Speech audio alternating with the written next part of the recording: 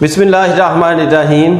अल्लाह ताला सच्ची तौबा करने वालों को माफ़ फरमा देता है, लेकिन ऐसी तौबा कि तौबतन नसूह हो, यानी दोबारा इंसान गुनाह की तरफ पलट कर ना जाए।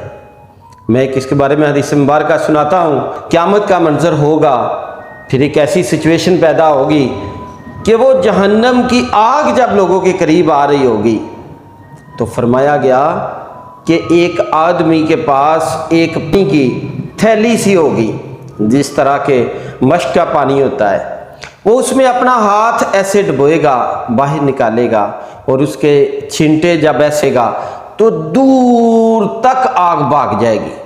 फिर ऐसा मंजर होगा, कुछ देर के बाद फिर आएगी आग पास, वो फिर इसी तरह हाथ बाहर निकालेगा पानी से भरा हुआ, फिर यूं ही ऐसे छींटे मारेगा तो जहन्नम की आग दूर तक भाग जाएगी।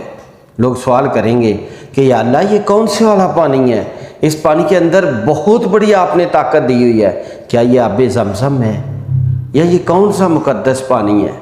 तो गैब से आवाज़ आएगी कि ये वो पानी है, इस बंदे ने सच्ची तौबा की और उस तौबा पे फिर कायम रहा, डटा रहा, पलट के नहीं गुनाहों की तरफ गया। तो जो इसकी आंखों से आंसू बहते थे, अल्लाह ताला ने वो इस गुथली में, इस गठली में, इस मश्क में जमा फरमा दिए।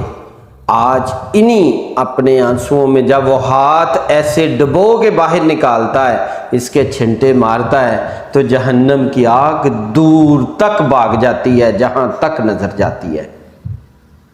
हमें चाहिए कि सच्ची तौबा करें, ऐसी तौबा कि दोबारा गुनाहों की तरफ पलट कर ना जाएं। चाहे कोई हम हराम खाते हैं, कोई बुराई करते हैं, कोई कम तोलते हैं, कुछ भी करते हैं, तौबा कर लें। ऐसी तौबा कि बरोज़े क़यामत हमें भी ज़रूरत पड़े तो हमारे आंसुओं में भी अल्लाह ताला वही ताकत अता फरमाए।